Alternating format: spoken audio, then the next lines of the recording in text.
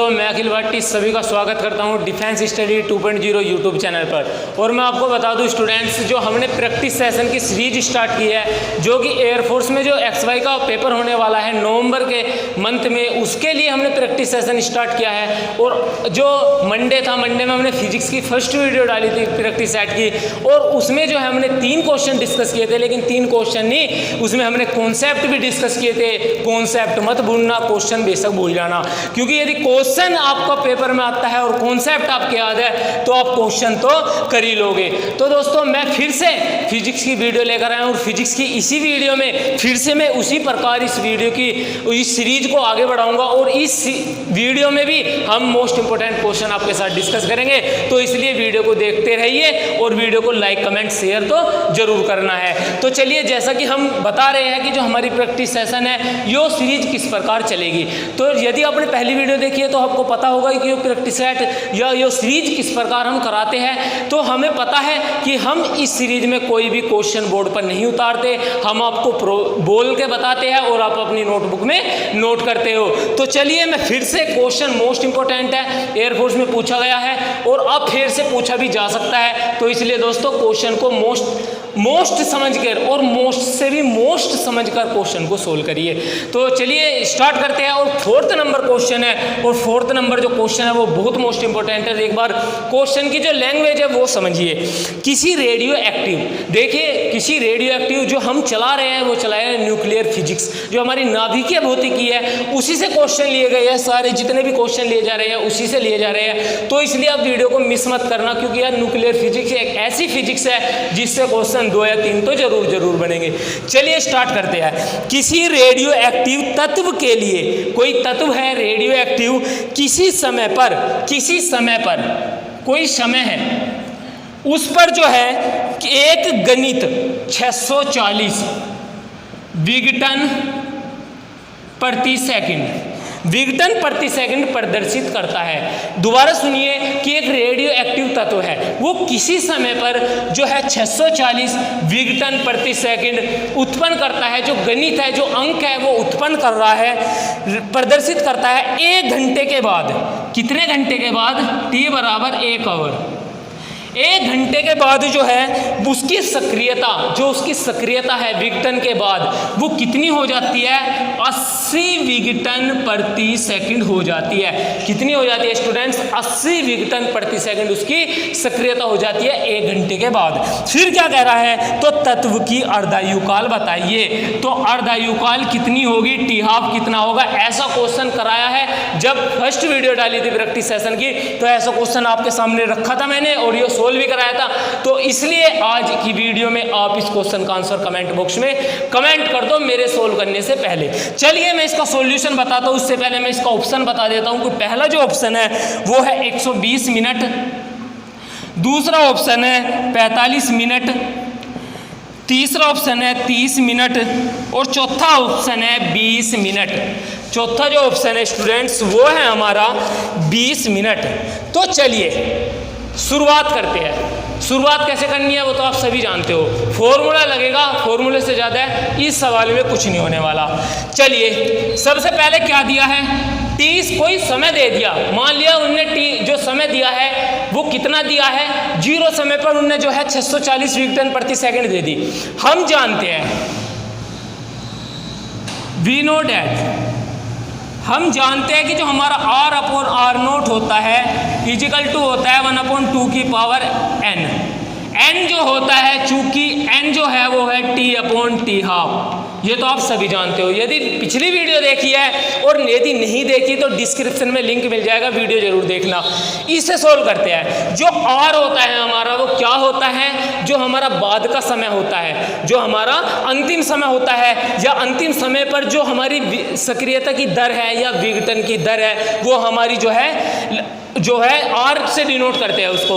लेकिन जो हमारा आर नोट होता है इसको क्या बोलते हैं उसके बारे में बताता हूँ। जो आर नोट होता है ये होता है प्रारंभिक समय पर जो सक्रियता होती है।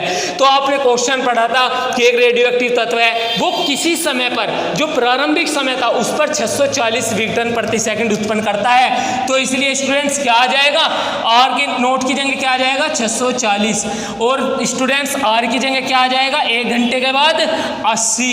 तो यदि आपको क्वेश्चन समझ में आ रहा है तो यार लाइक कर दो।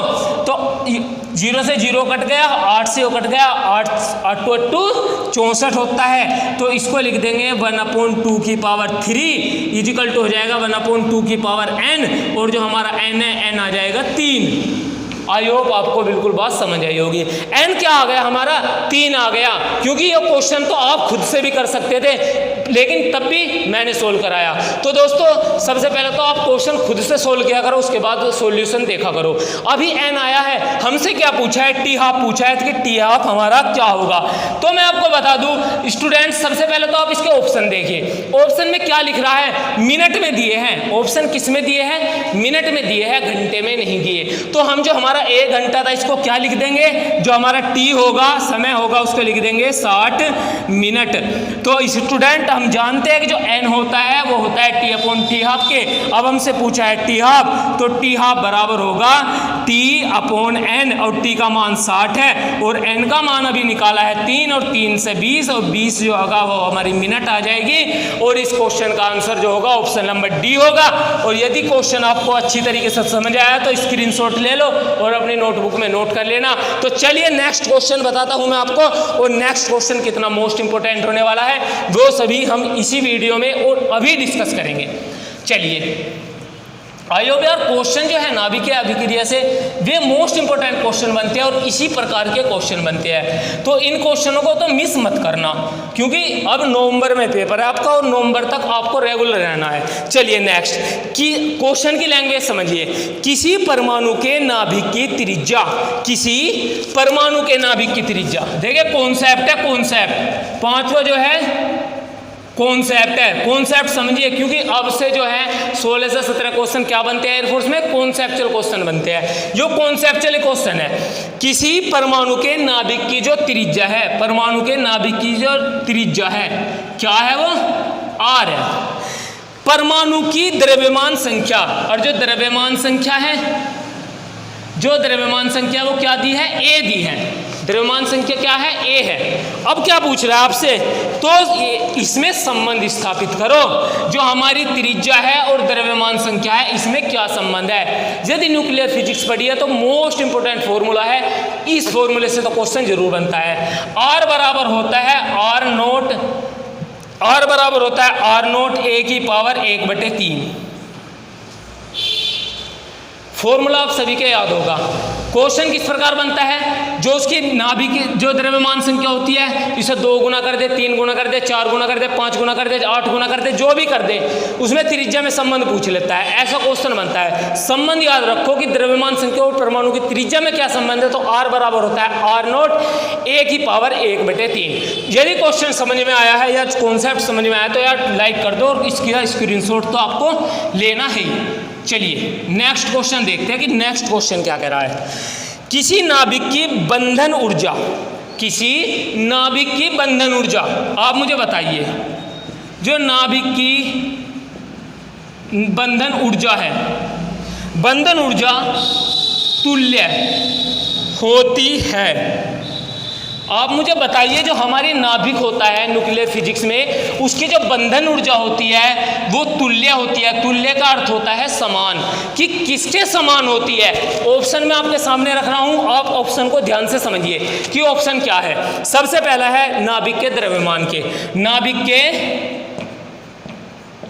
द्रव्यमान के।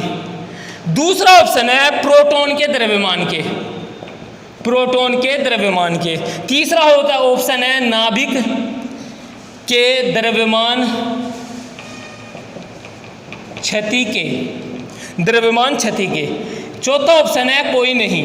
आप मुझे बताइए क्या पूछ रहे हैं सवाल में, कोई नाभिक है, उसकी जो बंधन ऊर्जा है वो किसके तुल्य है, किसके समान है।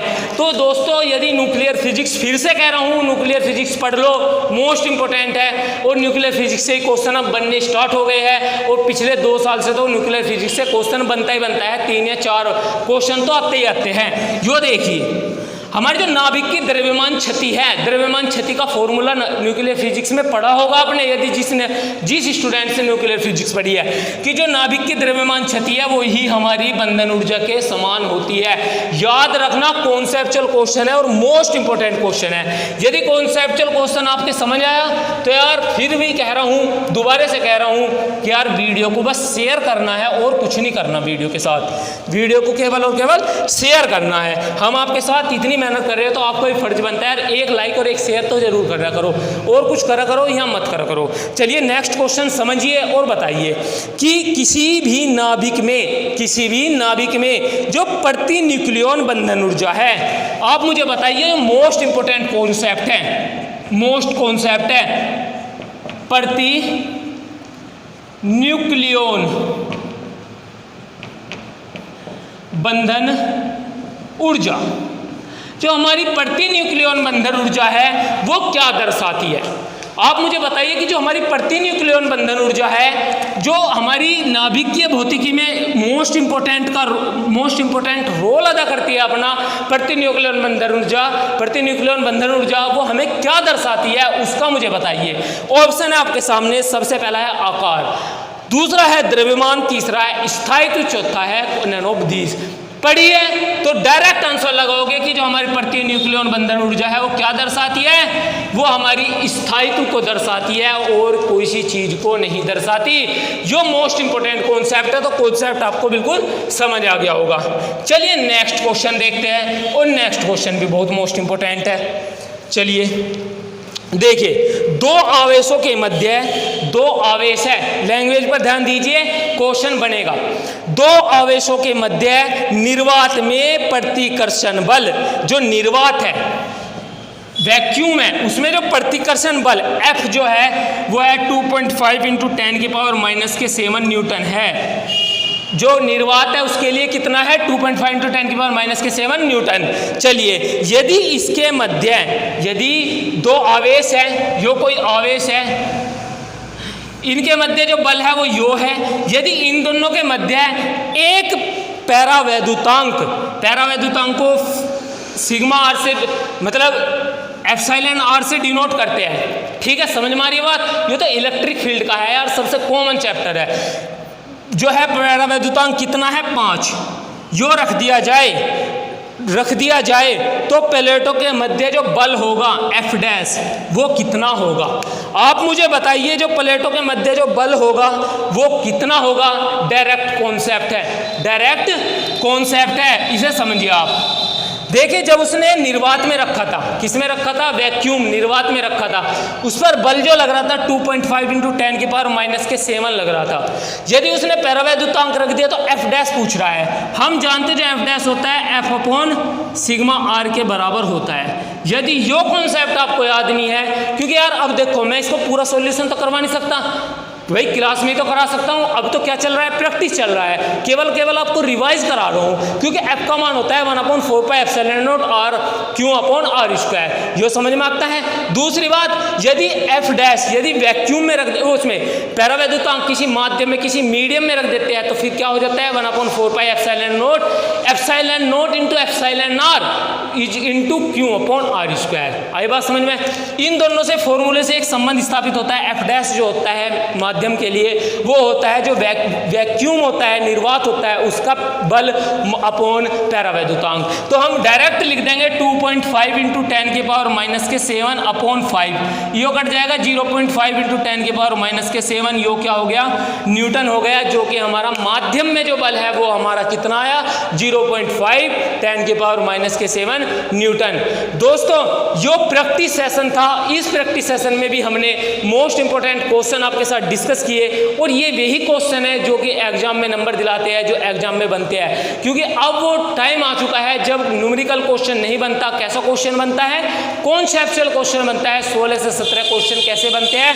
कॉन्सेप्चुअल क्वेश्चन बनते हैं। तो दोस्तों बस मैं यही कहना चाहूँगा, यदि आपको ये वीडियो जो मैंने आपको बताई है, प्रैक्टिस सेशन आपको अच्छा लग रहा है तो यार इस वीडियो को यार शेयर जरूर करा करो, इस सीरीज को शेयर करो, आपको बहुत बेनिफिट मिलेगा। और जो आपके भाई जो एयरफोर्स नेवी एनडीए की तैयारी कर रहे हैं उनको भी काफ़ी बेनिफिट मिलेगा, क्योंकि एनडीए लेवल की भी फिजिक्स हम आपको करवाते हैं, प्रोवाइड कराते हैं। तो दोस्तों यदि वीडियो आपको अच्छी लगी है तो कुछ नहीं करना, केवल शेयर और लाइक करना है।